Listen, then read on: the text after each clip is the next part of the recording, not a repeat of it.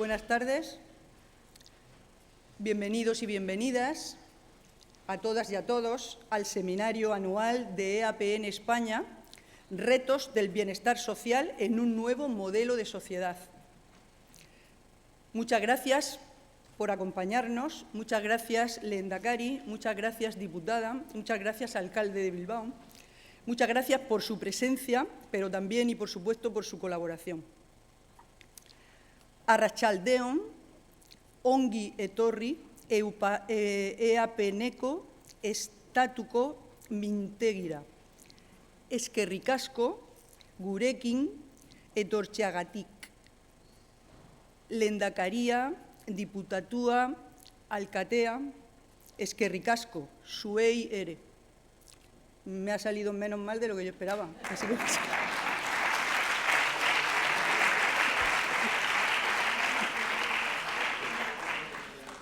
Muchas gracias. Practicaré, prometo la próxima vez que me lo avisarán con tiempo, prometo practicar antes. Bueno, a continuación, como sabemos que el tiempo es algo de lo que vamos escasos, vamos a comenzar con la inauguración del seminario. Como he dicho, retos del bienestar social en un nuevo modelo de sociedad, y van a intervenir en primer lugar Aitor Ipiña, que es presidente de EAPN Euskadi. Adelante, Aitor, y tienes la palabra. Muchísimas gracias.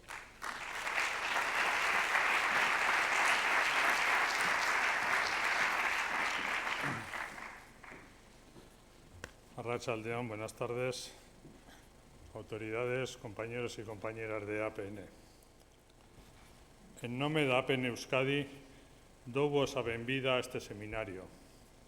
Teremos a ocasión de reflexionar e de compartir a nosa visión sobre os retos aos que nos afrontamos nos vindeiros anos. En EAPN Euskadi acabamos de celebrar 25 años desde su constitución en 1997, permitiendo articular un sector, unas entidades que venían trabajando desde el inicio de los años 80 en favor de las personas en exclusión. EAPN nos ha dado la oportunidad de apreciar las fortalezas que nos da trabajar en red, de sumar nuestras voces y nuestros esfuerzos. Una red es más que la suma de sus elementos, y aquí lo hemos podido apreciar. Nuestra voz se ha podido escuchar mejor, con más fuerza y con más rigor, tanto en nuestra interlocución con los diferentes estamentos de la Administración como en nuestra tarea de sensibilización ante la ciudadanía. Defendemos el valor de lo local, de lo cercano a las personas y a las realidades culturales y socioeconómicas como la mejor manera de afrontar y resolver las problemáticas sociales. En Euskadi tenemos un buen ejemplo de que esa cercanía en la manera de hacer política nos ha permitido ir dando pasos importantes en la creación de un sistema de protección social avanzado. Hemos profundizado en el diálogo civil y estamos dando pasos en un elemento fundamental para EAPN, como es la participación directa de las personas que sufren pobreza y exclusión en su interlocución con la Administración. Trabajamos en colaboración y con honestidad. Reconocemos los avances que se han ido dando en los diferentes elementos del sistema de protección, sin duda. Ello no impide que, desempeñando nuestra misión y nuestra legítima posición, tengamos que seguir reclamando y denunciando aquellas situaciones en las que se genere sufrimiento, desigualdad y justicia. Agradecemos el apoyo que desde las diferentes administraciones se nos ha proporcionado para la organización de este seminario. Desde el Gobierno vasco, Lehendakari Iñigo Urkullu, Sailburu Nerea Melgosa, LIDE. Desde la Diputación Foral de Vizcaya, diputada Teresa La Espada, y desde el Ayuntamiento de Bilbao, alcalde Juan Mario Aburto. Y, por supuesto, agradecemos vuestra presencia. Bihotxez eskertzen dizuegu gaur gurekin egotea. EAPN nos da fuerza en lo local y nos abre horizontes y perspectivas a formar parte de una organización estatal y con ello de una europea. En un mundo globalizado, los esfuerzos para construir una sociedad más inclusiva y más justa tienen que estar también articulados en estructuras globales. En estos días de percepciones y de ambiente social convulso, deseo recordar nuestra misión principal, que es poner la pobreza, la exclusión, la desigualdad y la inclusión social en la agenda política y social. La agenda política necesita volver a centrarse en las necesidades de las personas y, entre ellas, de las más vulnerables. Ahora mucha atención se dirige a las calles del país, donde se escuchan gritos de protesta. Esperemos que sigan captando la atención cuando dentro de poco de la calle solo venga la apagada voz de las personas que no tienen más remedio que vivir en ella. Y por último, necesitamos asumir que es tarea de todos y de todas articular un sistema de protección social que permita a todas y cada una de las personas desarrollar su proyecto vital en condiciones de dignidad. Tenemos la obligación de trabajar conjuntamente. La colaboración y el diálogo son imprescindibles para construir sociedades justas e inclusivas. Nos alegra mucho teneros en Bilbao y poder acogeros. Mil esker, moltes gràcies, moitas grazas, muchísimas gracias.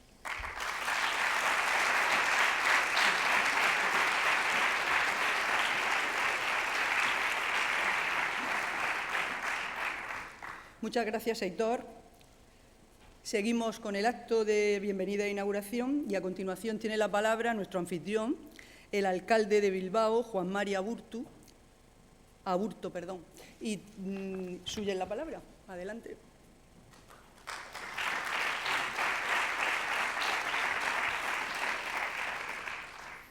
Me parece muy acertado el contexto actual, el título elegido para el seminario, que nos reúne retos del bienestar social en un nuevo modelo de sociedad.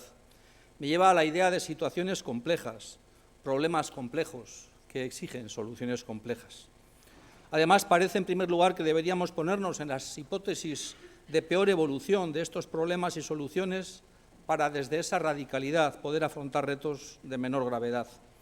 Dado el principio de sostenibilidad, que es en este caso garantizar el bienestar protegido, tenemos que hacerlo viable durante todo el tiempo.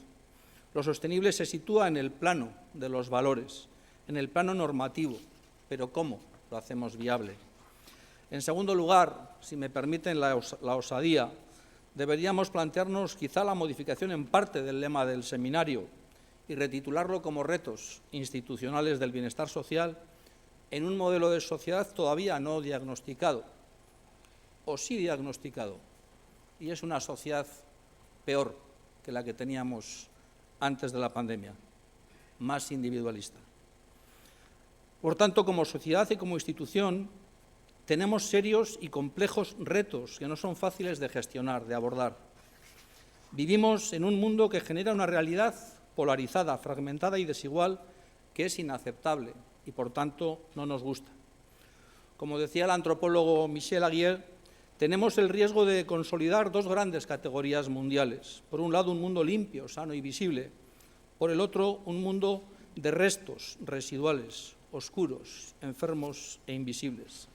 Realidades que también se dan en nuestros entornos más cercanos, en Europa, en el Estado español, en Euskadi, en Bilbao, donde una parte de la población vive bien, alejada de los riesgos, pero no todo el mundo vive bien.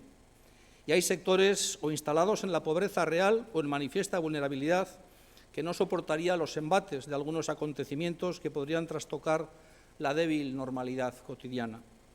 Son realidades que nos comprometen, nos atañen, nos implican, nos preocupan, nos ocupan. Nos, ¿quiénes somos ese nos? Quizá hay una parte de la sociedad que no nos acompañe. Hay quien ofrece respuestas fáciles ante estos retos. Es la forma de abrirse paso del populismo tan creciente en esta última época. Ahora bien, junto a ese temido populismo que todo lo simplifica, también tenemos que estar alerta al desinterés que despierta o se establece en el supuesto lado luminoso de una sociedad más opulenta y que está compuesta por gente como nosotros o por nosotros mismos. Daniel Innerarity, en su teoría sobre la democracia compleja, nos habla de estas cuestiones, del peligro de la simplicidad.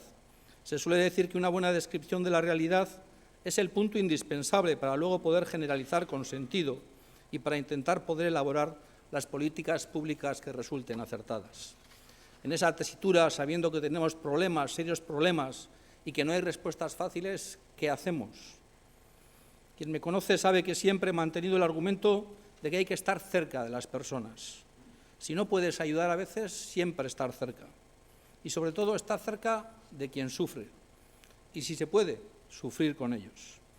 No rehuir, siempre afrontar, sabiendo de nuestras limitaciones, sabiendo que a veces la carga puede ser pesada, porque no es una cuestión fácil, requiere de colaboración interinstitucional, colaboración con el tercer sector y corresponsabilidad social para aceptar qué impide la igualdad, qué impide la dignidad y trabajar juntos para remover los obstáculos. Estas realidades bipolares complejas de difícil solución deben ser abordadas por medidas y respuestas que gusten a una parte de la ciudadanía y probablemente disgusten a otra. En esta coyuntura se agradece un marco compartido de interpretación de la situación y ojalá un marco compartido y consensuado de solución de problemas. Permítanme en este caso traer aquella frase de Martin Luther King que decía: la cobardía pregunta, ¿es seguro? La conveniencia pregunta, ¿es políticamente correcto? La vanidad pregunta, ¿es popular? Pero la conciencia nos pregunta, ¿es lo correcto? Y hay que tomar una decisión que muchas veces no es ni segura, ni políticamente correcta, ni popular, pero hay que tomarla porque es la correcta. Si es eso posible, trabajar juntos, mejor. Si no lo es, institucionalmente estamos obligados a centrarnos a recurrir a nuestra apuesta de Bilbao como ciudad de valores, en mi caso. Y desde estos es importante desplegar nuestras políticas en dos sentidos complementarios en las medidas en sí, en el sí y en la forma en las que las desplegamos. Es imprescindible el qué, pero también el cómo. En definitiva, buscar acuerdos y consensos con el tercer sector. No hay recetas mágicas. Hay trabajo, esfuerzo, compromiso político y, sobre todo, obligación moral. Estamos en un momento de riesgos. Así, el interés propio se erige como factor determinante. Tendemos a apoyar de forma más decidida las políticas en las que cada uno de nosotros o personas cercanas resultan más beneficiadas. Así, si bien se asume la universalidad de la atención sanitaria y los cuidados a largo plazo, los mecanismos de apoyo a las personas más vulnerables no cuentan con el mismo grado de aceptación. Por ello, creo que, como dice Bauman en su libro Extraños llamando a la puerta, la humanidad está en crisis y no hay otra manera de salir de esa crisis que mediante la solidaridad entre los seres humanos. O como decía José Antonio Marina, tenemos el deber de recuperar la humanidad como categoría ética. O en palabras de Joaquín García Roca, que decía que la solidaridad que se despliega en el reconocimiento del otro es la energía vital y el paradigma a partir del cual nuestra sociedad puede tomar conciencia de sí misma y buscar con urgencia las soluciones. Eskerrik asko.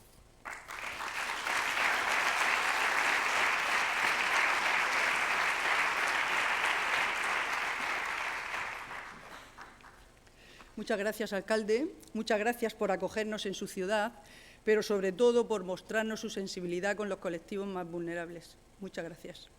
A continuación, y siguiendo con el acto, va a intervenir Teresa La Espada, que es diputada foral de Empleo, Cohesión Social e Igualdad en la Diputación Foral de Vizcaya. Adelante, Teresa, si es tan amable de subir. Tiene la palabra. Muchas gracias.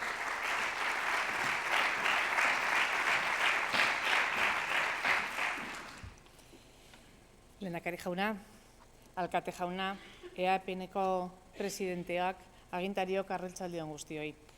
La verdad es que es un honor para mí acudir de nuevo al seminario anual de la Red Europea de Lucha contra la Pobreza y la Exclusión Social, aquí ahora en Euskadi.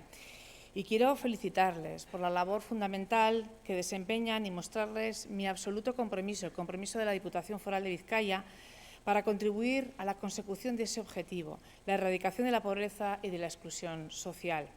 Les aseguro que es el mío y el de mi departamento y también el de la Diputación, porque trabajamos para combatir la desigualdad, desplegando políticas en estas tres materias que logren que nadie se quede atrás, que nadie deje en Vizcaya a las personas fuera, que nadie quede relegada, discriminada, excluida o fuera del sistema. Para nosotros la sociedad tiene que ser una sociedad cohesionada, una sociedad igualitaria, una sociedad plural, diversa, inclusiva y equitativa. El próximo 10 de diciembre, Día Internacional de los Derechos Humanos, se conmemora el 75 aniversario de la Declaración Universal de las Naciones Unidas en 1948. Y quizás conviene recordar hoy su artículo 25. Quizás ahora que los derechos humanos también están empezando a ser cuestionados a veces por las políticas internacionales y desde muchos otros lugares. Toda persona, dice el artículo 25, tiene derecho a un nivel de vida adecuado, que le asegure a ella y a su familia la salud, el bienestar y en especial la alimentación, el vestido, la vivienda, la asistencia médica, los servicios sociales necesarios. Tiene asimismo derecho a los seguros en caso de desempleo, enfermedad, invalidez, viudez, vejez u otros casos de pérdidas en sus medios de subsistencia por circunstancias independientes de su voluntad. A veces se nos olvida que lo tenemos en la Declaración de los Derechos Humanos. De igual modo, un marco de referencia en este momento son los ODS. El primero de ellos nos señala como objetivo el fin de la pobreza a nivel global. Recientemente he hecho un segundo viaje a Senegal y la clave de la cooperación al desarrollo también resulta fundamental para combatir la pobreza. La mirada global al sur global, porque nos estamos haciendo trampas al solitario si no ponemos esa mirada a otros países del entorno. Pertsonen duintasuna ezin da negoziatu. Horregatik lan egiten dugu berdintasunezko gizarte baten aldez. Bazterketarik gabeko gizatea nahi dugu. Aukera berdintasuna duen gizarte bat bilatzen dugu. Es innegable que vamos dando pasos en la dirección correcta, pero no es menos que nos queda un larguísimo camino por recorrer. Les voy a compartir dos ejemplos. En primero, la situación geopolítica. Quiero hacer especial mención a la situación que estamos viviendo de guerras en los escenarios de guerra. Dos muy cercanos. Ucrania, que parece que se nos olvida porque estamos centrados en Gaza, pero ambos son conflictos armados bélicos donde está muriendo gente. Y mi responsabilidad, y lo digo cada vez que estoy abriendo actos institucionales, es reivindicar y apelar a la exigencia de ese alto el fuego humanitario que parece que por fin se ha producido. Al menos de manera muy puntual, pero por lo menos para que dé tiempo a la labor necesaria, la de liberación de rehenes, de salvar las víctimas de mujeres, niños, niñas y de inocentes, que comenzará, parece ser que a partir de las 0 horas del jueves. Así que trasladarles la esperanza de que por lo menos este primer paso sea un alto el fuego definitivo y que la diplomacia consiga que el objetivo sea cumplido. La segunda cuestión, la violencia machista contra las mujeres. El sábado es 25N, todos nos vamos a poner de morado, todos vamos a reconocer la exigencia de que las mujeres no sigan siendo víctimas de una violencia absolutamente cruel e injusta. Probablemente la mayor de las vulneraciones de los derechos de las mujeres en los países occidentales y en todos los países del mundo. Sin paños calientes. Desde el año 2004 hasta hoy, en Vizcaya tenemos la medida del observatorio de la violencia machista. Se han producido 70 asesinatos o tentativas de asesinatos solamente en Vizcaya, 50.000 agresiones de distinto grado a mujeres o victimizaciones. El año pasado llegamos a las 3.194, la cifra más alta en los últimos 20 años de recogida de datos, y estas cifras siguen creciendo, un 12% más que el año pasado. Es una reflexión que quería compartir con todas y todos ustedes, porque eso también está en la exclusión, también está en la desigualdad. Bien, el título, hablamos de retos del bienestar social en un nuevo modelo de sociedad. Comparto con el alcalde Aburto absolutamente que creíamos que íbamos a salir mejores de la pandemia, pero hemos salido bastante peores seguramente. Hemos generado más brechas sociales, nuevas brechas que se incorporan a las que ya conocíamos, brechas que son desigualdades y que como no las combatamos con políticas públicas, las vamos a convertir en estructurales. Necesitamos abordar en términos de justicia social la triple transición, la transición tecnológica y digital, la medioambiental y energética y la demográfica y social. Y va a suponer un importante cambio en nuestro tejido productivo y social, un cambio en el paradigma del empleo, por ejemplo, o de muchas otras realidades sociales que supone una transformación real de nuestro modelo de vida y de abordar el futuro más inmediato. Por eso hay que abordar los nuevos modelos de sociedad a los cuales nos vamos encaminando. En la parte más concreta, en mi departamento en el que dirijo, permítanme que les hable brevemente de los servicios sociales de la inclusión y cómo hemos ido haciendo algunas modificaciones importantes, sustanciales de carácter estructural. Hemos querido dejar atrás la atención basada en conceptos asistencialistas de beneficencia y de paliativos. Y nuestra apuesta clara ha sido por la dignidad de las personas, con atenciones personalizadas para potenciar su autonomía con apoyos y mirada comunitaria. Estamos rediseñando todas las prestaciones con niveles bajos de exigencia para que las personas no sean expulsadas del sistema de protección. Lo denominamos cota cero. Queremos sentar las bases para que personas en situación de exclusión social puedan dar sus primeros pasos en itinerarios de inclusión, sin exigencias. Trabajamos en esa atención personalizada porque poniendo el foco en sus fortalezas, en sus criterios y en sus decisiones, nos permite de alguna manera trabajar con ellos y con ellas. Y nos permite hacerlo a través de una red diversificada de apoyos, que apoye procesos vitales en su globalidad, en un modelo de intervención público, con una absoluta alianza con el tercer sector social, a quienes desde ahora y desde aquí reconozco siempre la fortaleza, la compañía, su sabiduría y su saber hacer en el sector. Y desde ese abordaje desplegamos prestaciones complementarias, pero siempre respetando sus derechos, por supuesto también las obligaciones. Pueden ser prestaciones complementarias de alojamiento, manutención, apoyo económico, prestaciones de salud, acompañamiento laboral y toda aquella que cada una de las personas vaya requiriendo, cada una en función de sus necesidades. En esa misma línea, hemos puesto en funcionamiento este año una prestación económica nueva, equivalente al ingreso mínimo vital, solamente para las personas que hacen tránsitos con la Diputación Foral de Vizcaya y que no reúnen requisitos necesarios para llegar al ingreso mínimo vital o a la renta de garantía de ingresos. Con eso cubrimos un sector que hasta ahora no estaba siendo cubierto. No queremos que ninguna persona, deje de realizar un proceso de superación de sus dificultades por carecer de apoyo económico. En el caso de los apoyos alojativos, hemos consolidado un modelo que conocen ustedes muy bien, que es el modelo Housing First, a través del programa Habitat Vizcaya. Hicimos evaluación en el año 19 y, fruto de esa evaluación, hemos incorporado el modelo vasco y vizcaíno de inclusión. Ello supone vincularlo a servicios de día que proporcionan apoyos que a las personas requieren, pero también trabajamos en la generación de múltiples alojamientos que responden a la filosofía de Housing Led o el propio ya citado cota cero, como les he dicho antes, para trabajar lo habitacional. Hemos desarrollado una atención especializada para conductas adictivas que comprometen la intervención social con estas personas, en los desarrollos, como decía, de baja exigencia a partir del criterio de la no expulsividad. Somos la última red, la Diputación Foral de Vizcaya, las diputaciones en Euskadi, somos la última red de atención y, por tanto, y como reflexión, si nosotros procedemos a la expulsión de las personas que tienen conductas disruptivas, ¿qué les queda? Solo les queda la calle. Y eso es justamente lo que queremos evitar. Hemos avanzado en el progresivo modelo de atención congregada, con vertiente del paradigma de desinstitucionalización y a la apuesta inquebrantable para el modelo comunitario. Este es nuestro modelo, esto es lo que queremos atender, esto es lo que estamos avanzando. Siempre animamos al tercer sector, y es un gran aliado, a trabajar con nosotros, a trabajar de nuestro lado. Esto solo lo hacemos porque os tenemos muy cerca. Nos toca desarrollar nuestro trabajo en un terreno complejo. Lo han dicho los dos intervinientes antes que yo, un modelo muy cambiante. Somos muy conscientes de ellos, pero también somos conscientes del axioma de no dejar a nadie atrás, a nadie fuera del sistema. Y es un compromiso prioritario para aumentar los niveles de cohesión social. Por eso llevo en el título cohesión social. La responsabilidad de las instituciones en desarrollar programas que garanticen la protección de las personas y pongan en marcha intervenciones que doten de herramientas para construir y reconstruir su proyecto de vida es absoluta. Tanto como fundamental, como decía antes, la colaboración con las entidades del tercer sector. Quiero agradecer y felicitar de nuevo a la Red Europea de Lucha contra la Pobreza y la Exclusión Social. Sois el baluarte que necesitamos para seguir haciendo políticas de inclusión. Sin ninguna duda, sois la herramienta que nos permite y nos acompaña en todo el trabajo que desarrollamos. La Administración pública tiene que liderar, pero os necesitamos a nuestro lado. Mila esker guztioi.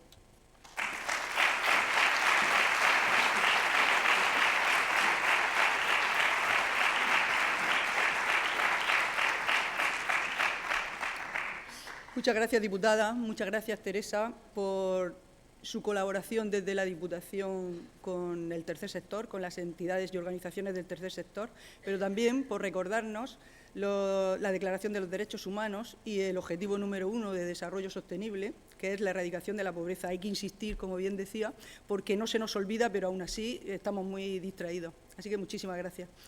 Y a continuación tiene la palabra, antes del cierre, iba a intervenir Carlos Susías, presidente de APN España y APN Europa. Adelante, Carlos, tienes la palabra. Muchísimas gracias.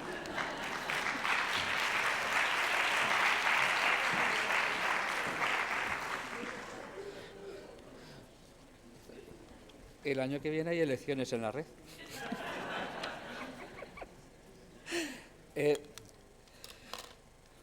Decíamos antes de pandemia que las personas en pobreza, los hogares en pobreza, estaban en permanente estado de elección. Tenían que elegir entre lo necesario y lo imprescindible sistemáticamente. Y que eso era un agotamiento mental, personal, tensión familiar. Y decimos después de pandemia que las personas en situación de pobreza, las familias, están eligiendo permanentemente entre lo necesario, lo imprescindible, y que eso genera tensión personal, familiar, con los hijos, permanente negación, y además con un ambiente de enfado, de sensación de que todo está mal, de que no tenemos salida y demás. Por lo tanto, en ese aspecto, coincido con lo que se ha dicho anteriormente, casi todo lo que se ha dicho anteriormente y demás, en el que hemos salido de la pandemia peor que entramos. Pero también hay que decir que se ha visto que determinadas cosas que entonces ya decíamos que era necesario hacer y que eran positivas, y que se han hecho, no como en la anterior crisis que se hizo todo lo contrario, que se han hecho, han tenido resultados buenos, aceptables, o por lo menos que no han empeorado determinadas situaciones. Por lo tanto, eso también lo tenemos que poner en valor. Muchas gracias, Lehendakari, por estar esta tarde con nosotros, por acompañarnos una vez más. Ya estuvo en el encuentro de personas con experiencia en pobreza, lo recordamos, lo agradecemos y muchas gracias, reitero, por estar con nosotros. Señora diputada, por supuesto, gracias por estar aquí, gracias por su colaboración y, señor alcalde, a usted le precede cierta fama de decir, hay que escuchar al alcalde de Bilbao, ¿no? Y es verdad, da gusto escucharle, señor alcalde. También resto de autoridades, consejera, concejal, querido. Pues gracias por venir a acompañarnos esta tarde aquí. Estamos en un momento complicado, estamos en un momento de cambios, de transiciones.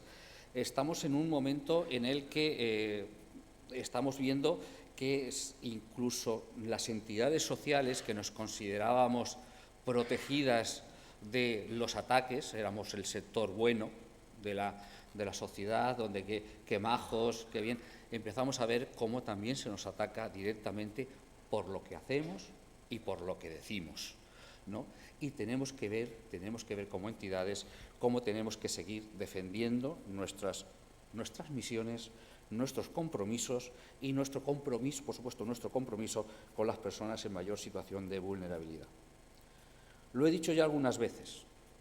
Hace tiempo alguien me dijo que tú, que representas a los pobres de España y de Europa, y yo dije, yo no represento ni a un solo persona en pobreza, ni de España, ni de Europa, ni de ninguna comunidad autónoma. Yo soy manchego y demás.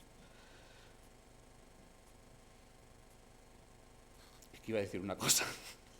Iba a decir que soy manchego, pero evidentemente no soy de la parte del Quijote, soy más bien de la parte de Sancho, ¿no? Y esto me hace ser un tanto, me hace ser un tanto prosaico, ¿no? en estas cosas, ¿no? Quien representa a las personas en pobreza son ustedes, los representantes públicos, los concejales, alcaldes, consejeros, diputados, presidentes de gobierno, diputados, eurodiputados. Ustedes son los que representan la situación de personas en situación de pobreza. Y son mucha gente la que hay. En Europa, 95 millones de personas. En el último debate del Estado de la Unión Europea, la presidenta de la Comisión Europea, doña Ursula von der Leyen, ni una sola vez pronunció la palabra pobreza. Y tiene a 95 millones de ciudadanas y ciudadanos en situación de pobreza. Pero hemos tenido un debate del Estado un debate de investidura, perdón. ¿Y cuántas veces ha salido a relucir este tema?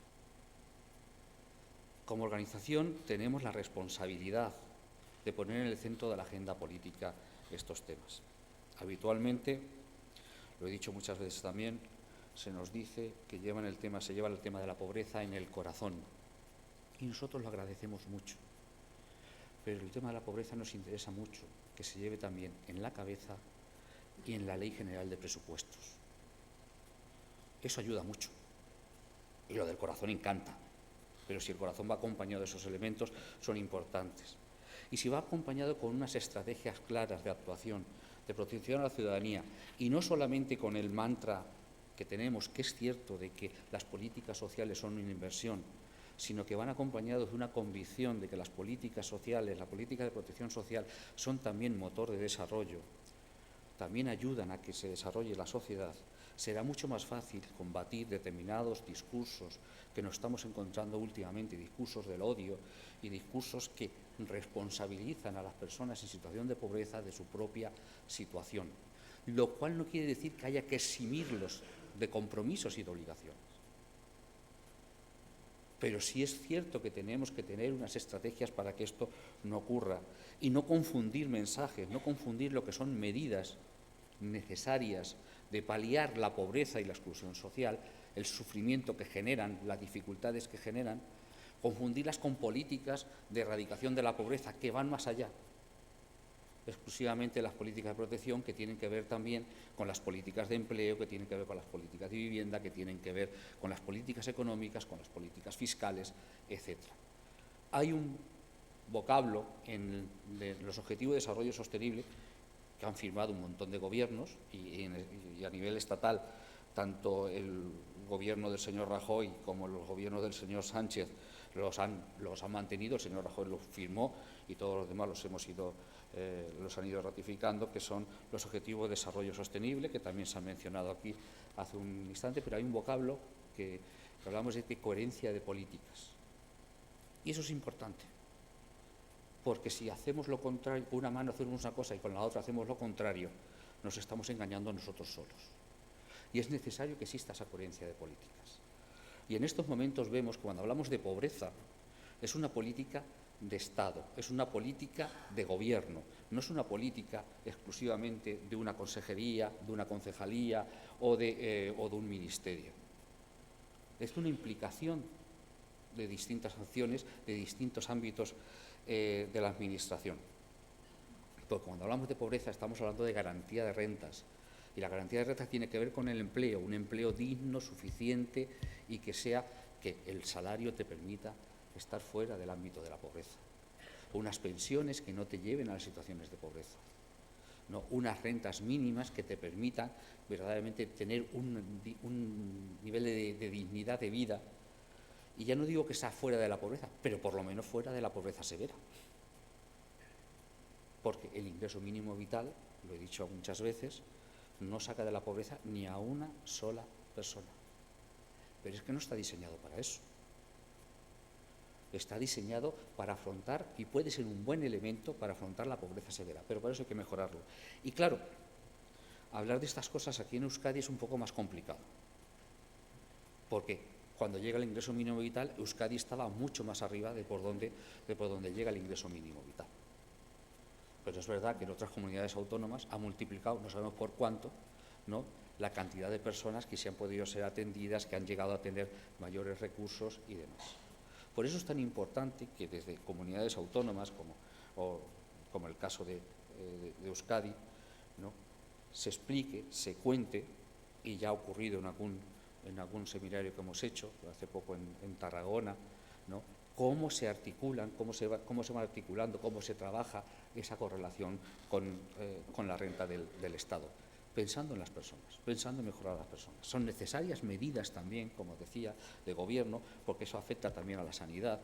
Tenemos que evitar que un quebranto de la salud provoque un empobrecimiento no ya de la persona, sino de la propia familia. Tenemos necesariamente que actuar en el ámbito educativo, y es porque no todo el mundo llega igual al sistema educativo.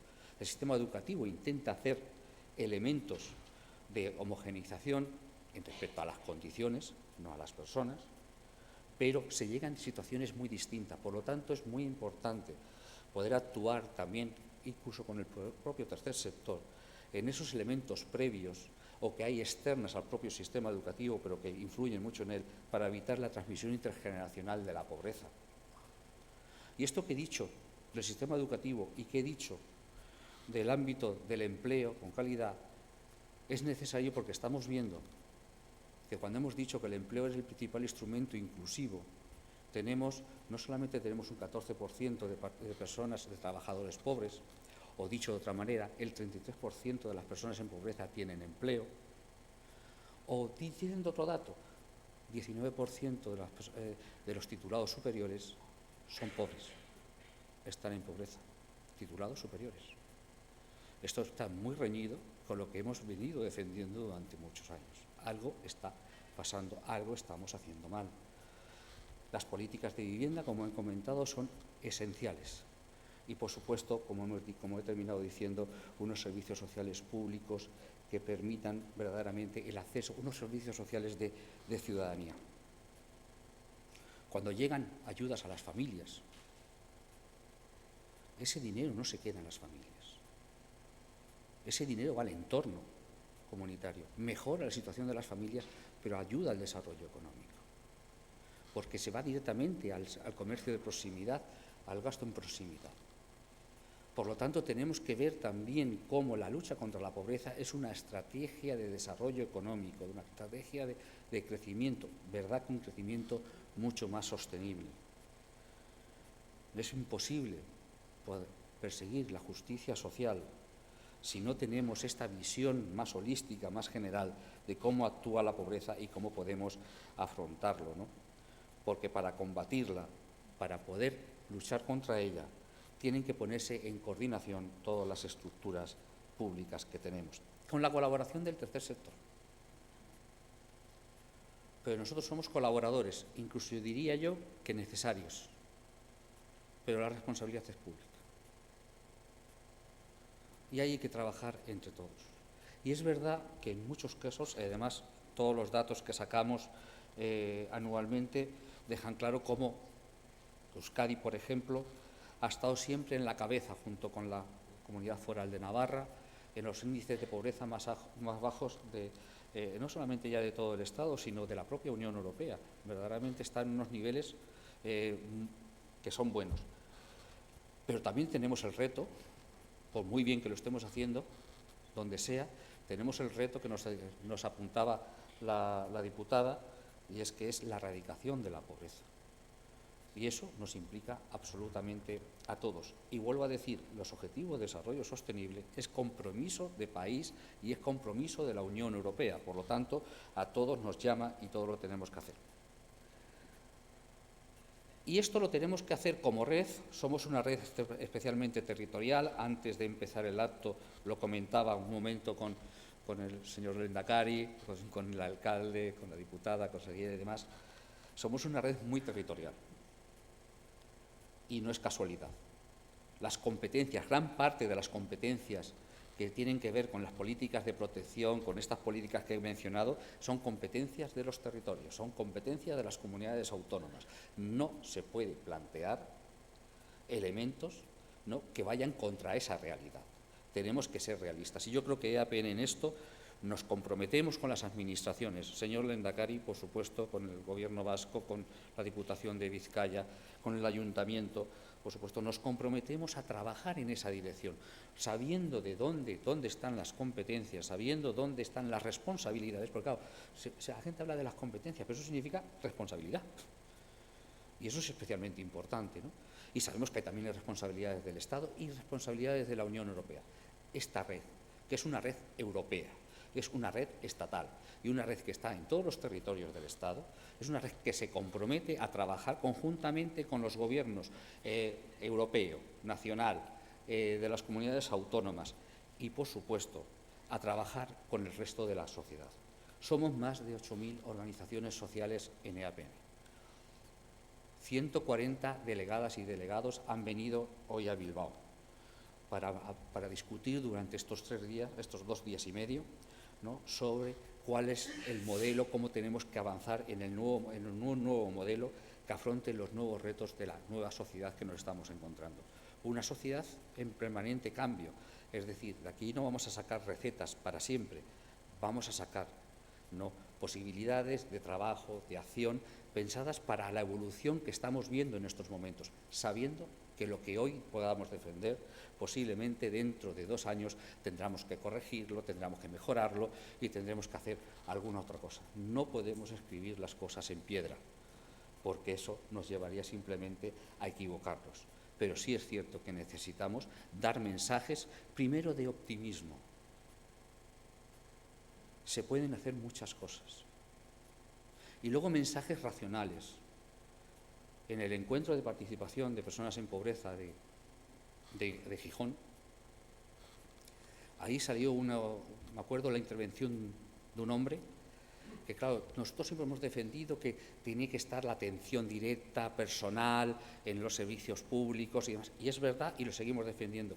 Pero salió este hombre diciendo, sí, pero ojo, que también esté la parte digital, que está bien, porque algunos sí lo podemos hacer y no tenemos por qué andar desnudándonos delante de ningún funcionario, delante de ninguna persona, si lo podemos evitar. Por lo tanto, no es bueno o malo una cosa u otra. Las dos cosas son positivas, lo que pasa es que unos tendrán que ir a una cosa y otros tendrán que ir a otro sistema. Tenemos que tener habilitados esos sistemas, porque y luego, conforme vaya evolucionando la sociedad, veremos a ver. ¿Necesitamos ventanilla única? Sí, pero ¿necesitamos la atención especializada? También. ¿No necesitamos todo? Sí. ¿Qué es mucho pedir?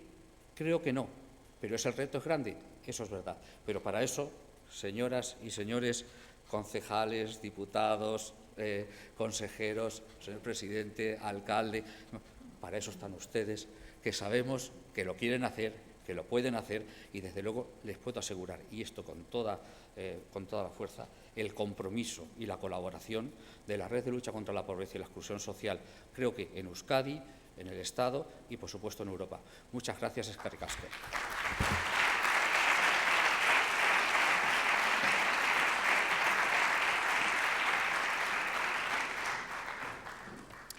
Muchas gracias, presidente. Muchas gracias, Carlos, por recordarnos que luchar contra la pobreza es una opción política y que la responsabilidad es de las administraciones públicas y que cuentan con el tercer sector como colaborador necesario. Y a pesar del lapsus que he tenido, decir que siempre que tomas la palabra eres capaz, y lo haces en muchas ocasiones, muchísimas veces, de remover nuestras conciencias y de sacar lo mejor que tenemos de las entidades y las entidades que formamos parte y las organizaciones de la Red de Lucha contra la Pobreza. Muchas gracias, Carlos. Y ahora sí, ahora ya sí, no me equivoco, cerramos esta parte de bienvenida e inauguración. Va a intervenir el lehendakari del Gobierno vasco, Iñigo Urkullu, que es tan amable de subir aquí, tiene la palabra, y muchísimas gracias por vuestra atención.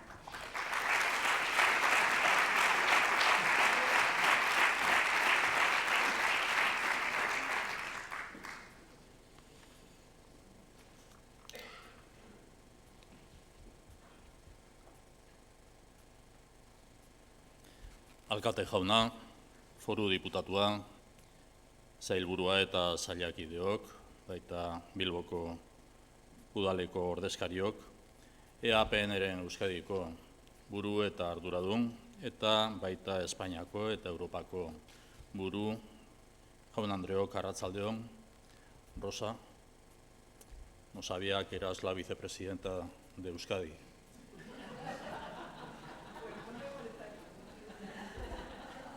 Bienvenida, en todo caso.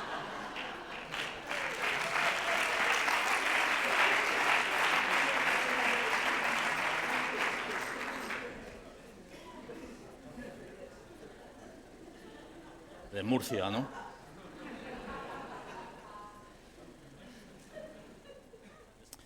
Habiendo escuchado a quienes me han precedido en el uso de la palabra, ¿qué quieren que les diga? ¿Qué más quieren que les diga? Mientras exista pobreza, nuestro mundo no será un lugar justo en el que vivir. No lo será por una sencilla razón. No seremos iguales entre nosotras y nosotros. Las instituciones públicas tenemos un deber constante de reducir la brecha de la desigualdad, el deber de seguir avanzando hacia una sociedad más justa, con una igualdad real y efectiva entre todas las personas. Con esta misión le aseguro que trabajamos cada día. Trabajamos evaluando nuestras políticas, con un espíritu de mejora continua.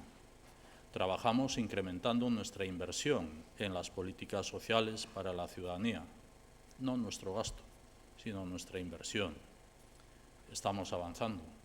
Los indicadores de desigualdad social y percepción de pobreza muestran una evolución favorable de Euskadi estos últimos años.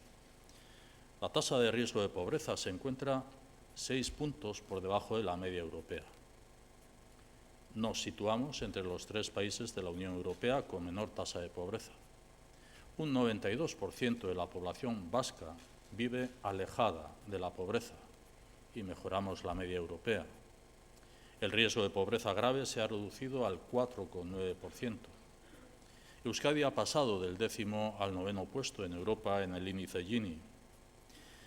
Este es el resultado de una acción concertada, institucional y social, de una inversión continuada. Pero no nos conformamos, no debemos hacerlo. Nuestro deber es, como se ha dicho, no dejar a nadie atrás, construir una sociedad más justa. En materia de solidaridad, igualdad y cohesión social, siempre hay margen de mejora.